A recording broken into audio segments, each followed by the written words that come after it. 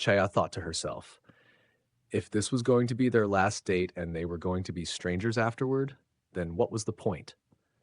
With that in mind, she stepped out from under the umbrella. Yunsu stopped her, asking what was wrong, but Chaya simply told him to leave her alone. She stepped into a puddle in an attempt to get away from him, only to recoil and step back. Turning to face him, she muttered that it felt like she was stuck in the same place. Yunsu asked why she wanted to run away from him. After a pause, she replied, "Because it feels like shit," then smacked the umbrella out of his hand. Yunsu, amused, wondered why they were always like this, trapped in repetitive situations. People often said that the first time was always the best, but with them, it was never that simple. Chaya continued, saying that her mind was in turmoil because she had already fallen in love with him. Yunsu thought to himself, so she realized she liked him, and that's why she was in such a bad mood?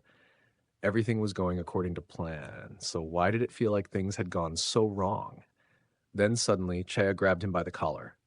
"I'm lonely," she said, before pulling him into a kiss. Yunsu was momentarily surprised by what had happened, but he kissed her back. Then, without warning, he teleported them to a house. He kept her eyes covered, preventing her from seeing anything. He thought about how people said love was two people walking in the same direction, but for them, it felt more like they were tangled together, like they were trying to strangle each other. Then, he asked her, "You said you liked me, so can you stay with me for the rest of your life?" He led her to a seat, guiding her to sit down.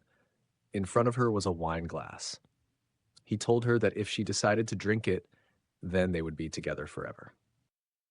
He brought the glass close to her, asking if she really thought this was their last date. He had mixed his blood into the wine. When a human drinks vampire blood, they also become a vampire.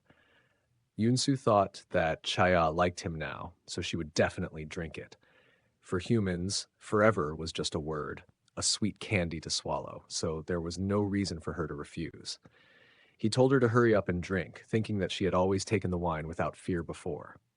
He promised to stay by her side forever. But to his surprise, Chea refused. She said that she liked him and wanted to be with him, but she wasn't foolish enough to promise forever to someone she still didn't fully understand. She continued, saying that if he knew more about her, maybe he wouldn't like her anymore, because the people who truly knew her all hated her.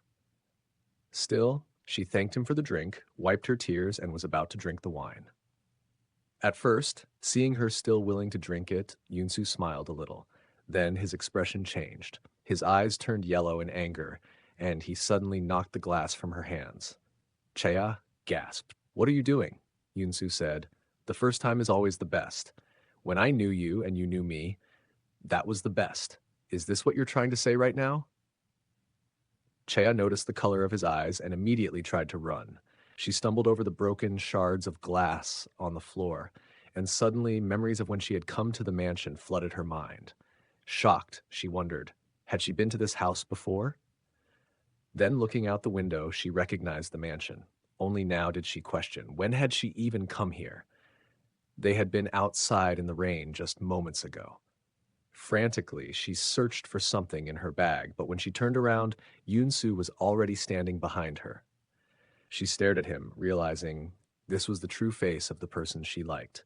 As he moved closer, she gripped the silver knife in her hand and struck him with it. More and more memories rushed back into her mind, until finally, all of them returned. And as they did, she repeated the words she had once spoken. If she ever liked him, she would hate herself.